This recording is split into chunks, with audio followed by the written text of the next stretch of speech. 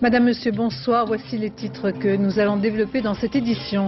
Nombreuses perturbations à la SNCF, situation presque à l'identique demain, puisque les contrôleurs ont voté la grève dans 18 régions sur 22, peu de trains, même si les agents de conduite sont pour la reprise du travail. Le 20e sommet franco-africain autour du thème majeur de la sécurité. 49 délégations et la personnalité la plus controversée, celle de Laurent Désiré Kabila. Reportage de nos envoyés spéciaux en Centrafrique et au Mali. La solidarité pour lutter contre le sida, toutes les chaînes de télévision aujourd'hui y consacrent des émissions, 33 millions de séropositifs dans le monde. Ouverture de l'opéra de Shanghai avec le Faust de Gounod, exemple parfait d'une collaboration réussie entre la France et la Chine. Mais commençons ce journal avec la grève à la SNCF qui a fortement pénalisé les usagers aujourd'hui. La pagaille dans la plupart des grandes gares françaises, de nombreuses difficultés pour les retours en fin de journée, notamment vers la banlieue, comme en témoigne le reportage de Jean-Bernard Schmitt et Emmanuel Beck. L'un des rares trains à destination de Rambouillet vient d'être annoncé en gare Montparnasse. Pour les banlieusards, un seul objectif, surtout ne pas le rater. Mais après quelques minutes d'attente, c'est la déception. Le train est purement et simplement supprimé, de quoi excéder les voyageurs. Il faut filmer parce qu'ils viennent de supprimer le train. Ça, il faut le filmer. Profession de nantis, vraiment, c'est différent. Seule solution dès lors, monter dans un autre train et attendre. Pour les usagers, la journée se termine donc comme elle a commencé, dans la pagaille. Vous n'avez pas eu trop de problèmes aujourd'hui? Ce matin, mais je me suis levée un peu plus tôt et puis j'ai fait comme d'habitude, hein, on se débrouille. Les plus philosophes tentent, eux, de se montrer compréhensifs envers les grévistes. C'est bien, mais ça nous embête, hein, comme toujours. Tout le monde, je crois, revendique les salaires et les effectifs. Maintenant, bon. Avec en moyenne un train sur 3 en circulation, le trafic ferroviaire français a été fortement perturbé aujourd'hui. Les revendications des grévistes portent sur les effectifs. Les syndicats réclament au moins 5000 embauches pour améliorer les conditions de travail. Ça devient de plus en plus fou, il n'y a plus rien qui tient, on nous appelle à n'importe quelle heure, on travaille le jour, on travaille la nuit, on travaille avec des horaires complètement fous, qu'on soit roulant, qu'on soit en service posté. Dans les ateliers aujourd'hui c'est la chasse au temps mort, c'est la réduction, c'est l'augmentation de la productivité en permanence, ça devient complètement fou. Oui. Ce soir, plusieurs catégories de personnel de la SNCF ont décidé de reprendre le travail, mais pas toutes. De nombreux contrôleurs ont voté la poursuite de la grève, des contrôleurs indispensables à la circulation des trains. Résultat, le trafic sera encore perturbé demain samedi dans 18 régions sur 23. En revanche, la situation devrait s'améliorer à Lille, Rennes, Amiens, Nîmes, Paris-Nord, Paris-Est et Paris-Montparnasse. Le chômage a reculé de 0,3% en octobre. Aujourd'hui, le nombre de demandeurs d'emploi est de 2 945 500, soit une baisse de 5% par rapport au mois de novembre de l'an dernier. Une amélioration qui profite aux hommes entre 25 et 49 ans, tendance inverse pour les femmes. Le taux de chômage est aujourd'hui en France de 11,6% contre 12,6% en juin 97. Et puis en bref, la hausse du prix du tabac, une hausse de 5% qui pourrait s'appliquer au début de l'année prochaine. Cette journée marquée par l'action concertée des chaînes de télévision, la solidarité pour lutter contre le sida à quelques jours de la journée mondiale qui continue son effroyable progression. Les chiffres sont terrifiants de par le monde, 33,5 millions de personnes séropositives, essentiellement dans les pays en voie de développement. En France, l'action conjuguée de 3 médicaments, la trithérapie, a permis de prolonger la vie des malades, comme en témoigne le reportage à Marseille de Jacques Cardoz et Jean-François Giorgetti. Séropositive depuis 90, malade et hospitalisée depuis 1 an et demi, Nathalie qualifie la trithérapie de délivrance. Aucune gêne, pas de désagrément, elle fait partie des 80% de patients qui supportent bien ce type de traitement lourd mais efficace. Si je suis là, pour moi c'est grâce à ça. C'est vraiment fantastique, quoi. Je vis avec, je suis avec, donc la trithérapie, et c'est un quotidien pour moi, c'est banal. C'est comme si tous les jours, bon, mais il faudrait que je prenne, voilà, une doliprane le matin, une doliprane le midi. Bon, mais là, c'est la trithérapie. Le service du professeur Gallet, spécialisé dans les maladies infectieuses, consacre l'essentiel de son activité au sida depuis 1987. Mais ce n'est que depuis mars 1996 qu'il a recours à la trithérapie. Un nouveau traitement qui a permis une chute du taux de mortalité de l'ordre de 80% comme dans toute l'Europe. Mais chez certains malades, des problèmes de tolérance aux médicaments se font jour. Nausées, diarrhée, sécheresse dans la bouche, prise de poids ou encore la modification des masses de graisse dans le corps. D'autres enfin ont du mal à aborder psychologiquement un traitement qui implique l'absorption de 6 à 12 comprimés par jour. Dès que je sais que je dois prendre des cachets ou n'importe quoi, j'ai une chair de poule, j'ai les poils qui se redressent, c'est vraiment un calvaire pour prendre ce tri, quoi. Je suis même allé voir la psychologue pour en parler et c'est bien un problème psychologique. Je me force parce que j'ai pas le choix et j'ai envie encore de profiter. Pour à 32 ans, c'est plutôt bête de partir à 32, quoi. L'envie de vivre passe désormais par ces puissantes trithérapies et peut-être même à l'avenir par une quadrithérapie. On aurait deux actions, une action antivirale, une action qui restaure l'immunité. Donc ça, je pense que ce sera un grand plus dans l'avenir du traitement VIH. Mais la trithérapie a un prix, 4 500 francs par mois. C'est en Europe et en Amérique du Nord que l'on en bénéficie le plus, contrairement à l'Afrique et l'Asie où le sida reste la principale cause de décès prématurés. Venons-en maintenant au sommet franco-africain et à la personnalité la plus controversée, celle de Laurent Désiré Kabila. Première réunion cet après-midi à huis clos autour du thème majeur de la sécurité sur ce continent déchiré par les conflits armés. 49 délégations autour du président Jacques Chirac au carrousel du Louvre. Gérard Grisbeck. Lorsque Jacques Chirac reçoit Kofi Annan, l'accueil est chaleureux. C'est la première fois qu'un secrétaire général des Nations Unies assiste à un sommet franco-africain. Mais lorsqu'il faut serrer la main de Laurent Désiré Kabila, cela ressemble plus à une corvée. Il est vrai qu'avec l'affaire Pinochet, la présence de Kabila à Paris est de plus en plus critiquée, alors l'homme est devenu la vedette du sommet. Tous ses faits et gestes sont épiés, filmés, photographiés.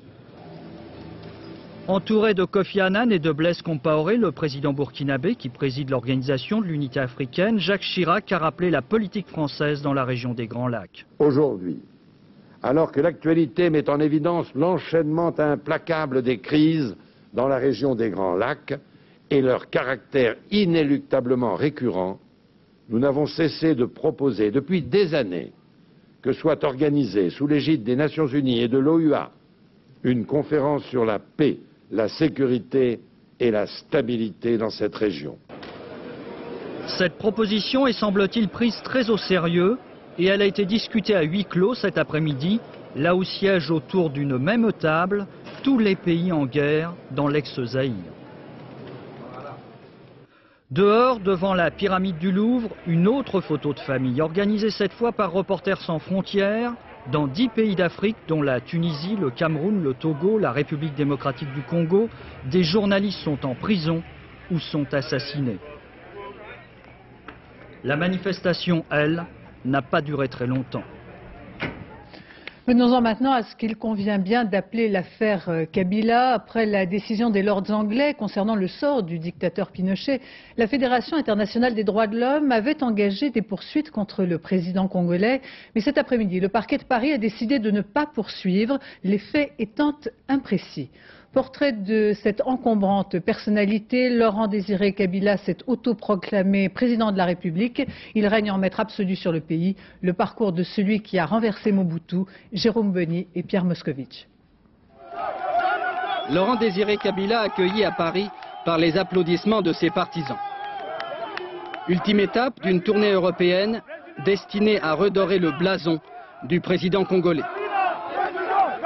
Une tournée qui a commencé avec le pape, moins souriant que Kabila, et s'est poursuivie hier avec le roi de l'ancienne puissance coloniale, Albert II de Belgique. En toile de fond de toutes ces rencontres, certaines zones d'ombre du passé du rebelle. C'est avec l'aide des Tutsis du Rwanda qu'il s'apprête, fin 96, à renverser Mobutu. Des Tutsis qui massacrent quelques 200 000 Hutus dans les camps de réfugiés au Congo. Depuis, Kabila a renvoyé chez eux ses alliés rwandais qui se sont retournés contre lui. En août, la chasse aux Tutsis est lancée dans la capitale, Kinshasa. Mais le président en fait une affaire de défense nationale dans cette République démocratique du Congo devenu champ de bataille où s'affrontent les armées de 6 pays africains. Et lorsque l'armée rwandaise est venue chez nous, on a vu une seule ethnie, Tutsi. Chaque geste dans la direction d'expulser l'ennemi est vu comme une tentative de créer un génocide.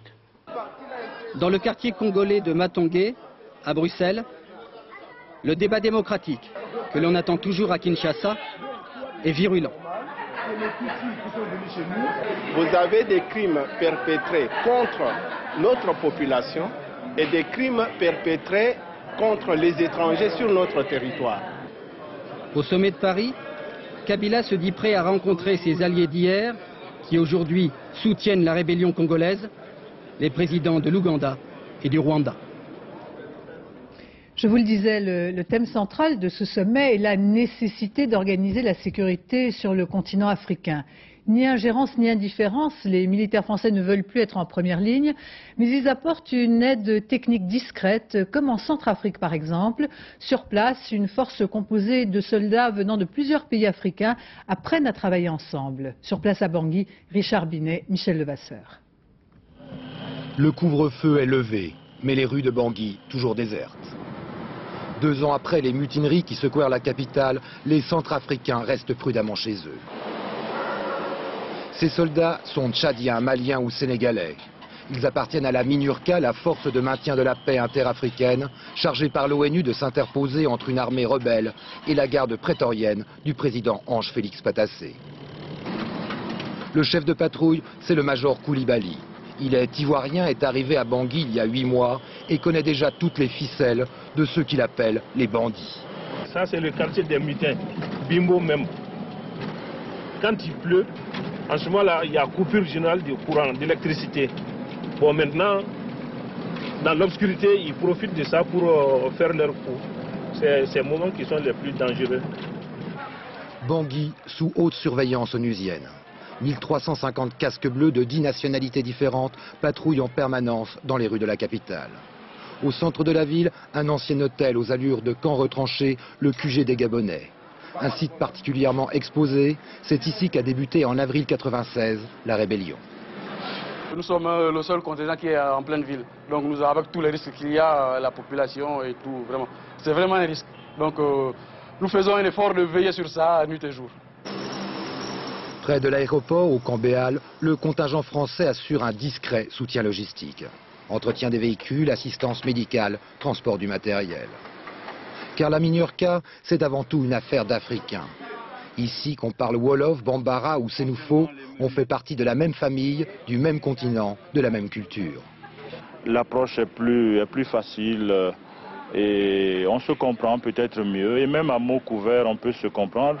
Et on peut s'adresser à l'autorité centrafricaine de manière directe, plus spontanée, que ne le ferait peut-être quelqu'un qui viendrait d'Europe ou d'Amérique ou d'un autre continent.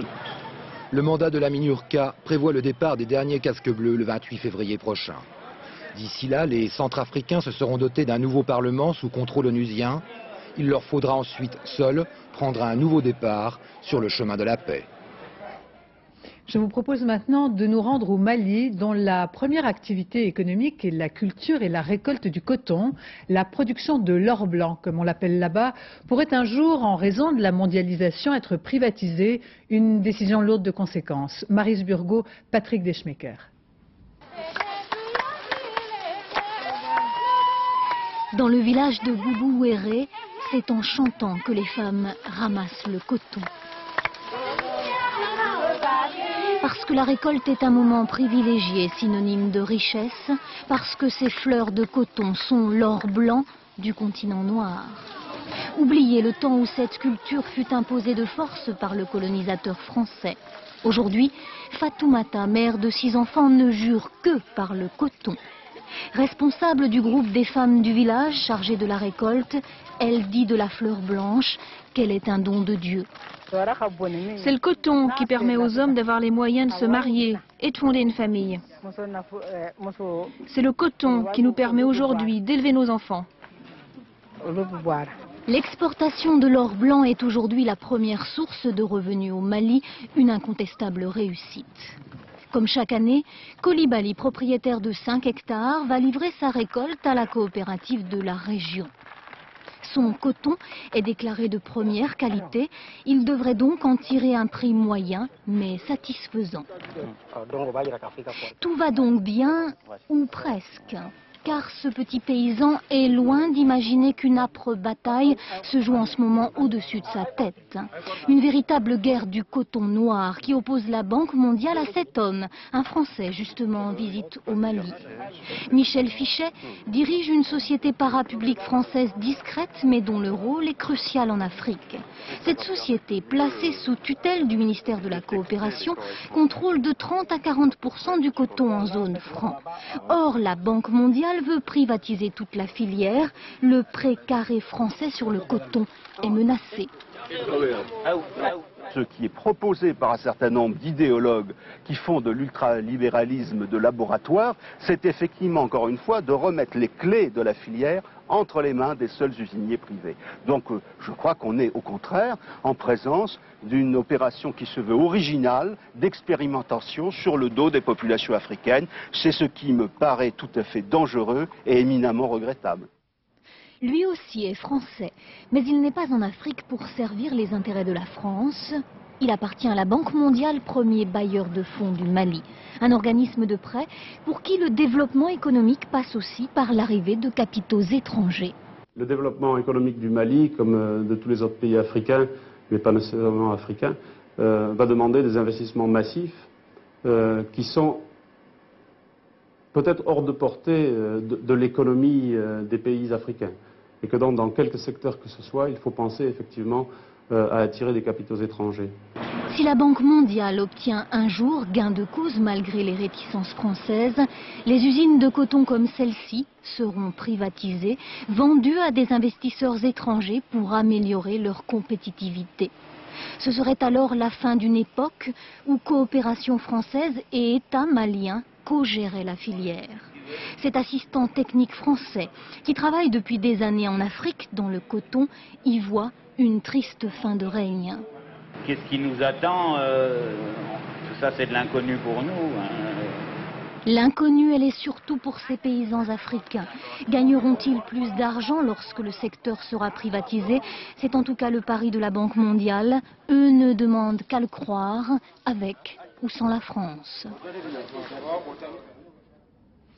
Les suites de l'affaire Pinochet, délai de réflexion pour le ministre de l'Intérieur britannique qui a jusqu'au 11 décembre donc pour décider si oui ou non le général sera extradé. Aujourd'hui, le ministre chilien des Affaires étrangères est arrivé à Londres pour plaider la cause de l'ancien dictateur. Il devrait ensuite se rendre à Madrid. Au Chili maintenant, après les violents affrontements hier qui ont opposé à Santiago les partisans de Pinochet aux forces de l'ordre, nombreuses interpellations.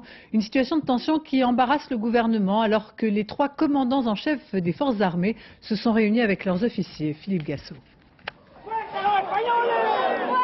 Le Chili semble s'accommoder des poussées de fièvre provoquées par l'extrême droite pinochetiste que l'on croirait d'un autre âge et qui mène un combat d'arrière-garde. Peu nombreux, les manifestants multiplient les provocations. Hier soir, ce sont les ambassades d'Angleterre et d'Espagne qui étaient visées. Aujourd'hui, la dernière manifestation en date est celle de quelques femmes qui défendent le général Pinochet et appellent l'armée à descendre dans la rue. Hier, elles étaient 50, aujourd'hui 10 seulement.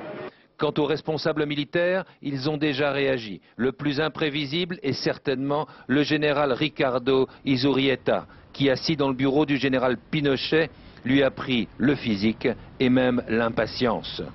Pas de surprise à attendre de l'armée de l'air ou de la marine, qui soutiennent, elles, totalement le pouvoir. Dans la rue, la tension se traduit par des meetings improvisés, de véritables joutes politiques qu'on avait depuis longtemps oubliées. Les tabous tombent, on donne son point de vue à qui veut l'entendre, et ça, c'est nouveau. Les sénateurs, toutes tendances confondues, essaient de trouver une voie médiane pour régler le problème. Vous pensez qu'il y a une chance d'arriver à un accord? Non. C'est non définitivement ou il faudra beaucoup de temps? C'est pour tenter d'envoyer une délégation commune à Londres qu'on est réunis. Les partis politiques chiliens, y compris ceux qui ne sont pas de la droite extrême, espèrent au prix de certains aménagements avoir la possibilité de faire rentrer le général Pinochet afin qu'il soit jugé au Chili par des Chiliens. Benjamin Netanyahou, en visite en Europe, a écourté son voyage et regagné Israël aujourd'hui après les attaques anti-israéliennes au Liban Sud. Plusieurs soldats ont été tués lors d'attaques du Hezbollah.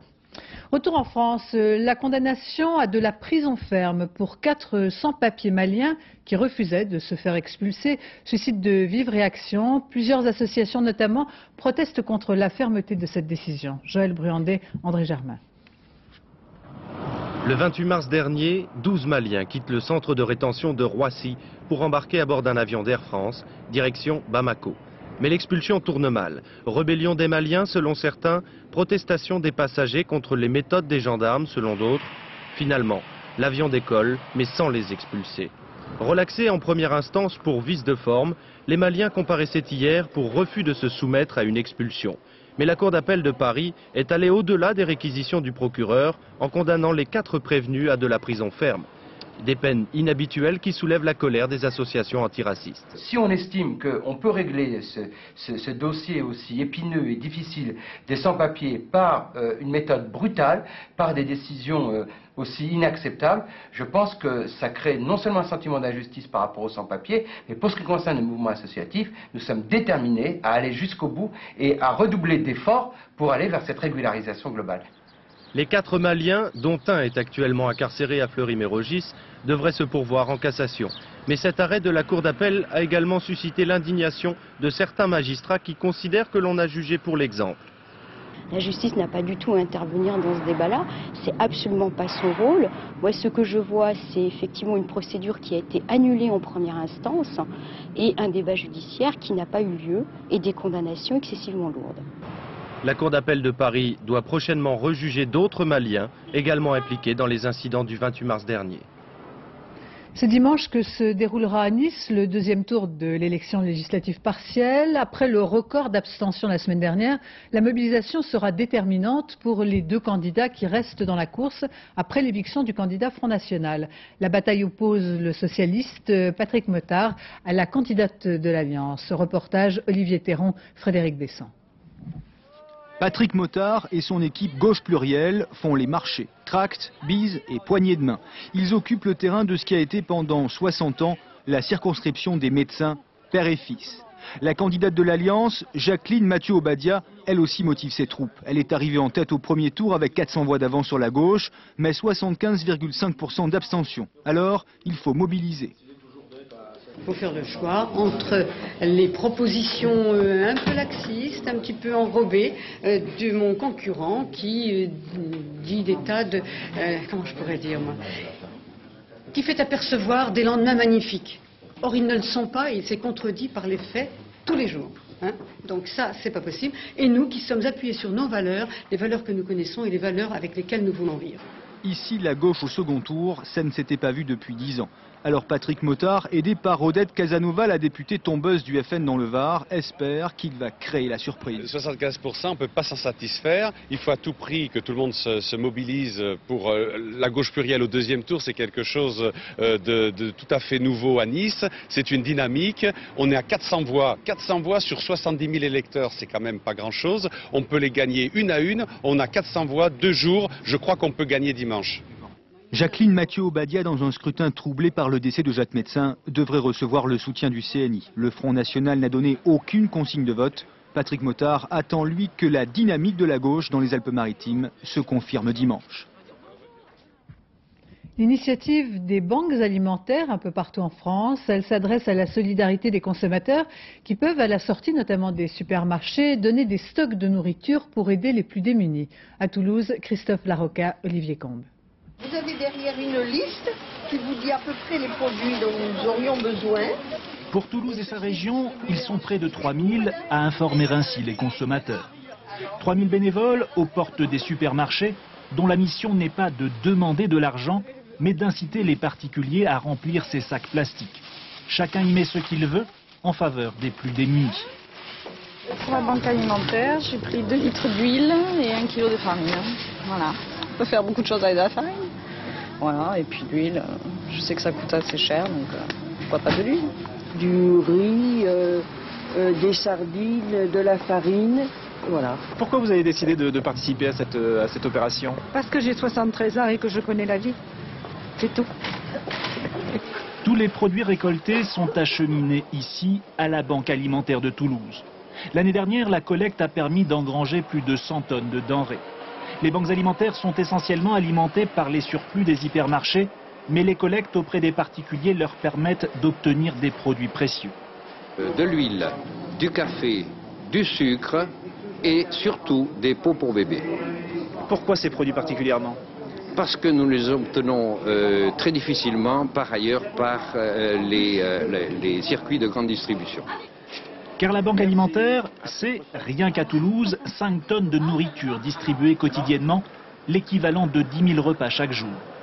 Michel, lui, est venu charger sa camionnette pour le Secours catholique, l'une des 97 associations à venir s'approvisionner ici. On ne pourrait jamais aider les personnes sur le plan alimentaire comme on le fait si on n'avait pas cette structure qui est adaptée, qui peut stocker, gérer et redistribuer aux différentes associations. Grâce à cette organisation, les produits peuvent passer chaque jour des mains des donneurs aux mains des plus démunis. Un système précieux. À Toulouse, les besoins des associations caritatives augmentent de 10% chaque année. L'actualité en bref, le quotidien de la République, lancé il y a quelques jours par Henri Emmanuelli, arrête sa parution, faute de ventes suffisantes. Charles Millon, le président du Conseil régional Rhône-Alpes, a dû renoncer à faire voter son budget en décembre prochain. La fronde des élus de l'opposition et des partis de gauche le contraignent à repousser ce scrutin en janvier. La Cour d'appel de Paris confirme la relaxe de Gérard Longuet. L'ancien ministre UDF était poursuivi pour recel d'abus de crédit pour l'affaire de la construction de sa villa de Saint-Tropez. Gérard Longuet, je vous le rappelle, avait dû démissionner du gouvernement Balladur après l'ouverture des poursuites judiciaires. Voici ce qu'il déclarait tout à l'heure. Je veux dire, c'est une très très grande joie. Je l'attends depuis maintenant 6 ans. Ça fait 6 ans que je suis victime d'attaques. Il y a 4 ans, je démissionnais. J'ai obtenu comme simple citoyen ce qui m'était refusé comme ministre, c'est tout. Nouveau développement dans les affaires de dopage qui touchent l'équipe Festina. Selon l'enquête, tous les coureurs de l'équipe, y compris donc Richard Virenque, auraient absorbé des produits dopants. Les explications nécessaires de Philippe Visserias. Pour obtenir des résultats complets, les enquêteurs ont confié les analyses à un laboratoire de médecine légale comparable à celui-ci. Des cheveux, du sang et de l'urine ont été prélevés. Depuis le mois de juillet, les scientifiques désignés par la justice travaillent pour déceler la présence de produits dopants chez les coureurs de l'équipe Festina. D'après nos informations, les coureurs se seraient bien dopés, notamment à l'EPO. Toutefois, concernant Richard Virenque, son taux de globules rouges dans le sang serait inférieur au taux maximum autorisé par les règlements sportifs, un taux néanmoins répréhensible au regard de la loi. Une source proche de l'enquête parle même de corticoïdes, de stéroïdes, d'anabolisants et pour certains d'amphétamines, c'est-à-dire de drogue. Mardi prochain, le juge d'instruction va convoquer Laurent Brochard, Richard Virenque et Pascal Hervé. Ces deux derniers nient toujours s'être dopés. Ils devront s'expliquer sur la contradiction entre leur version et le résultat des analyses. Et selon l'agent de Richard Virenque, les résultats des analyses ne font apparaître aucune trace de produit interdit. Fin de citation. Et puis cette information, la commercialisation des huîtres de l'étang de Thau, qui, vous le savez, avait été interdite depuis le 5 novembre, est donc à nouveau autorisée, a annoncé la préfecture de ce département. L'interdiction reste en revanche en vigueur pour les moules et les palourdes, précise ce communiqué. Les grands projets pour célébrer l'an 2000, 10 000 arbres plantés du nord de la France à la Catalogne, baptisés Méridienne Verte, puisque ces plantations suivront le parcours du Méridien, un projet d'envergure qui vient de démarrer dans le Val d'Oise. Reportage Daniel Wolfrom, Jean-François Chevet. Une trace sur le sol, à peine esquissée, puis quelques arbres, c'est tout ce qui matérialise pour l'instant la Méridienne Verte, première grande opération pour célébrer l'an 2000. Le moment est solennel. Autour de la traditionnelle pelletée, les enfants des écoles, les responsables du projet et Madame le ministre. Rendez-vous est donc pris pour le 14 juillet 2000. Ce jour-là, des centaines de fêtes seront organisées le long de cet axe imaginaire, le Méridien de Paris, qui court de Dunkerque vers Barcelone, via les Pyrénées-Orientales. Plus de 10 000 arbres seront plantés d'ici là sur 1200 km de promenade, parsemés de grands massifs de fleurs rouges. Le Méridien a une très vieille histoire. C'est lui qui va permettre de calculer le mètre étalon, l'heure légale et la taille de la terre au milieu du XVIIIe siècle. Les premières mesures ont été faites en fait, disons, entre Amiens à peu près et le moulin de Villejuif. Et ensuite, on est parti vers le nord, on est parti vers le sud. C'est donc cette ligne imaginaire que l'architecte Paul Chemetov a choisie pour matérialiser la Méridienne Verte, mais les milliers d'arbres plantés ne formeront pas un rideau continu. On a comme une ligne de morse, trait point, trait point. Pour chaque arbre planté, il faut point par point vérifier les contraintes sur les cadastres des 336 communes traversées, un travail de titan. On peut planter devant un petit carrefour une maison à la Douaneau, une maison de banlieue tellement pointue qu'on se demande comment on peut habiter dans la dernière chambre. On peut planter un arbre à ce carrefour. Vous avez vérifié à chaque fois que c'était possible? Ah oui, évidemment, mais sans ça, ça n'a pas de sens. Sans ça, c'est une idée creuse. Non, on ne pourra pas planter ici. C'est là où ça passe, théoriquement, le Méridien de Paris? Ça passe par ici, mais physiquement, on n'aura pas la place de planter, ça ne sera pas possible. Le responsable du projet en région parisienne, c'est ce jeune architecte. La Méridienne Verte doit passer dans la cour de ce collège. Problème. Un arbre sera planté en fait ici, à cet endroit-là, au milieu de la cour. Si vous voulez, on peut regarder Au milieu de la cour. au milieu de la cour. Ouh là là là là. Pourquoi ouh là là là là? C'est une belle opération, mais elle est déjà très petite cette cour. Vous l'avez regardée? Combien à peu près? Plus largement alors, le but des promoteurs de la Méridienne Verte est de rassembler les gens autour de ce projet durable pour créer une forme de lien social. Ne vous inquiétez pas, on en parlera ensemble. Ça, c'est qu'une proposition. Quand la Chine s'éveille à l'opéra, inauguration à Shanghai avec le Faust de Gounod. Palais de verre exceptionnel, exemple réussi d'une collaboration franco-chinoise, Georges Bégou, Pascal Pueyo.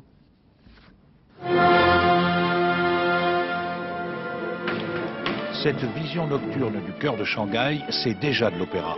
L'élégant ouvrage qu'est le Grand Théâtre vient de surgir au milieu des buildings.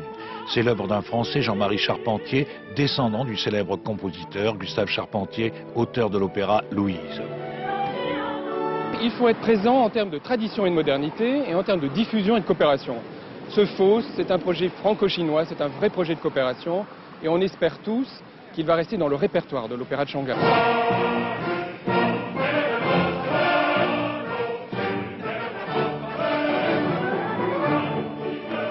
Deux mois de travail intense pour l'encadrement français et les interprètes chinois qui abordaient pour la première fois ce genre de répertoire lyrique. Le résultat obtenu est loin d'être négligeable.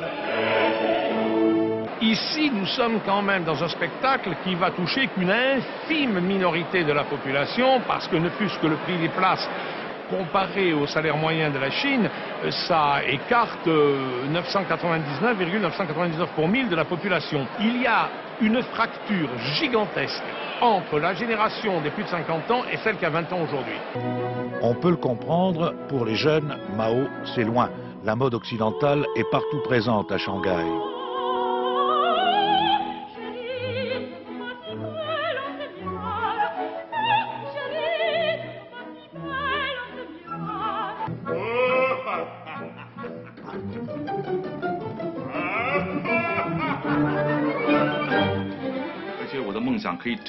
J'ai fait ma carrière aux États-Unis et je suis très content de pouvoir m'exprimer enfin sur la scène de mon pays d'origine. C'est une sorte de rêve.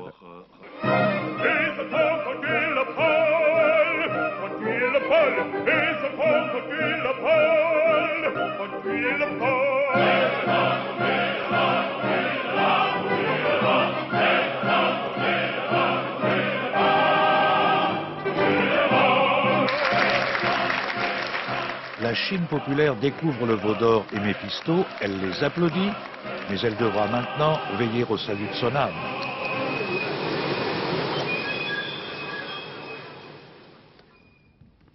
Élection de la nouvelle Miss Monde 98, c'est une Israélienne qui a décroché le titre hier soir aux Seychelles devant Miss France et Miss Malaisie. Cette jeune femme qui est mannequin, âgée de 19 ans, aura comme première mission un voyage d'1 an autour du monde pour collecter des fonds pour des œuvres caritatives. C'est la fin de ce journal. Je vous en rappelle les 2 principaux titres. Nombreuses perturbations à la SNCF, situation presque à l'identique demain, puisque les contrôleurs ont voté la grève dans 18 régions sur 22, peu de trains, même si les agents de conduite sont pour la reprise du travail. Le 20e sommet franco-africain autour du thème majeur de la sécurité, 49 délégations et la personnalité très controversée de Laurent Désiré Kabila. Dans un instant, la météo Isabelle Martinet, le point route Valérie Maurice, 20h50 au cœur de la loi, puis à 23h, la soirée consacrée au sida. Demain matin, thé ou café, Catherine Sellac recevra Charlotte Perrien, qui est architecte d'intérieur. J'aurai le plaisir de vous retrouver dès 13h. Je vous remercie de votre attention. Excellente fin de soirée sur France 2.